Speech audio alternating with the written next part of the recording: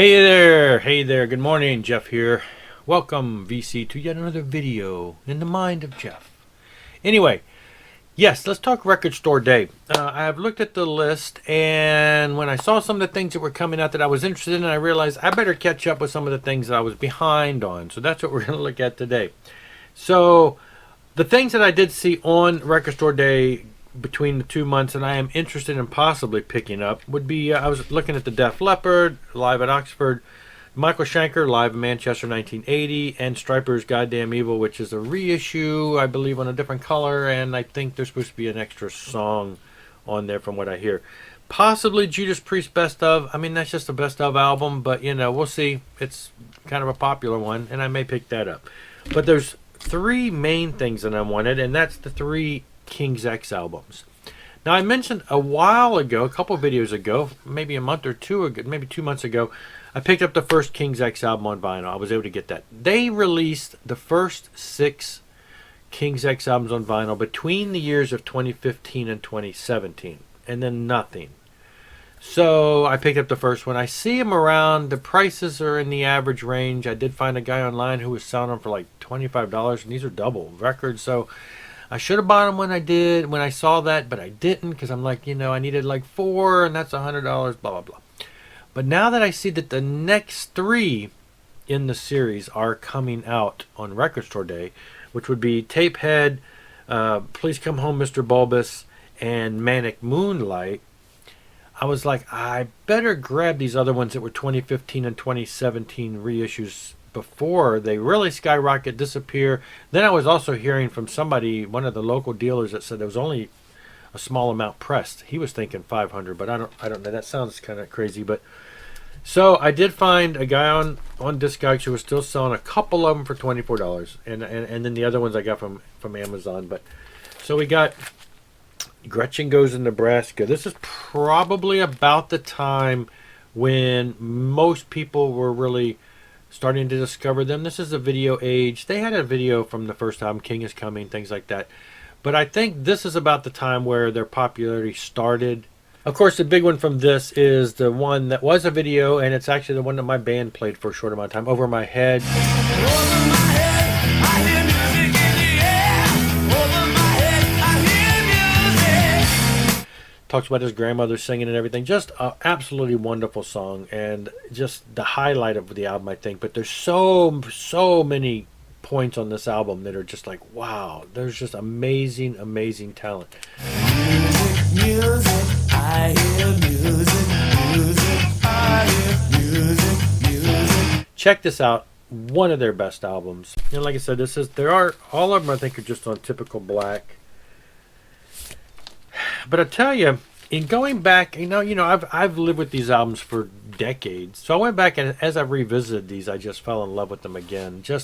And it's weird because going back years later and re-listening to a lot of these older albums, there's a lot more in the lyrics, a lot more, a little bit cynical stuff at times, but a lot more depth and a lot more life experiences than I think I really picked up on back then. So the songs themselves are just amazing, and then lyrically I just was really captivated by, wow, now I know what he's saying, now I get it, and it might have just come with maturity, I don't know.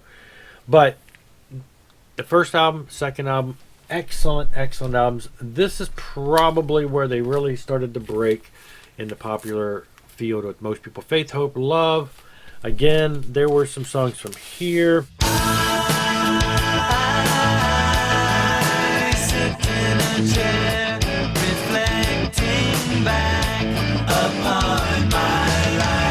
There's some interesting songs on here, but yes, Faith, Hope, Love. This one is where great songs, but I noticed the style started changing a little. They started becoming a little different, but in a point where it was really, they still have that sound, their original sound, but there was a little different lyrical content at times.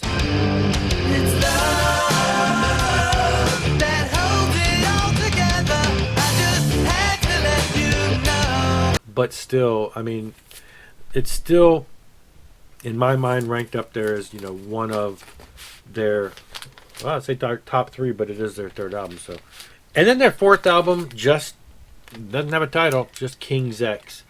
This is where, to me, from the third album, the sound was a little different. This, to me, was like almost a return back to more the sound of the first two albums. Not that the third album sounds that different. It had some odd points on it that were a little different. I love those odd points, but it just was a little different. And so this was overall just, great stuff. Lost in Germany, great song. The Black Flag, great song. A year in the hole had taken its toll. When I took a good look at me. World Around Me. And this, this, and they added Junior's Gone Wild to this, which was not on the original album. I believe that was from the soundtrack to, wasn't that the soundtrack to like Bill and Ted's second movie or something? I may be forgetting that wrong, but they put that on here because it was around that time frame. And I remember someone who was taking them 2 by 2.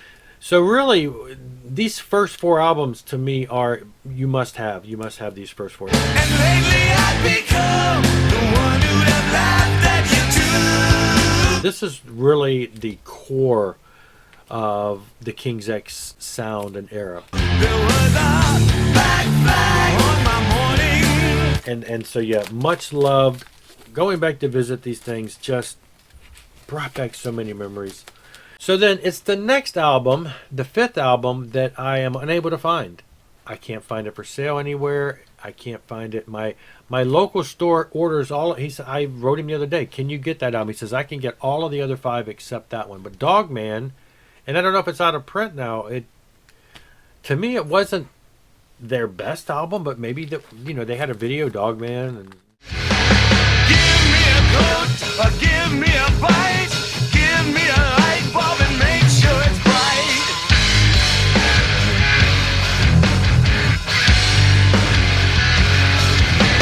stuff from that album. Maybe that album was popular enough to where people bought it out. I don't know. Remembering the times I prayed to help me do with me.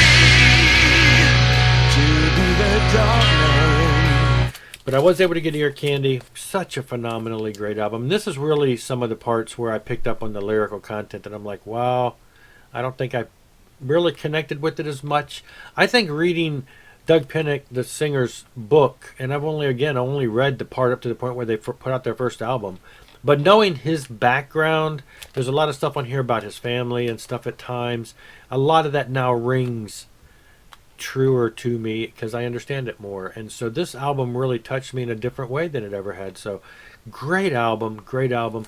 Yeah, so Dogman is the one I'm missing. I need Dogman. If you ever see it out there, it's just a black album with the big red dog on the front. It looks like a pixelated, sort of kind of like an old half-tone magazine photo of a dog. I have a picture of it right here for you.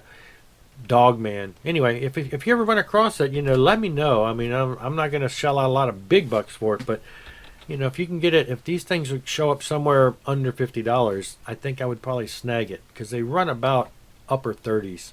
Dogman is what I need to complete that. Then the next 3 will come out, and that only leaves 3 other albums that maybe eventually will come on vinyl, and that would be it. Aside from a couple live albums, there's 3 more studio albums after these 3 that come out for Record Store Day in June and July. Looking forward to it. Thanks for watching. Rock on, rock hard.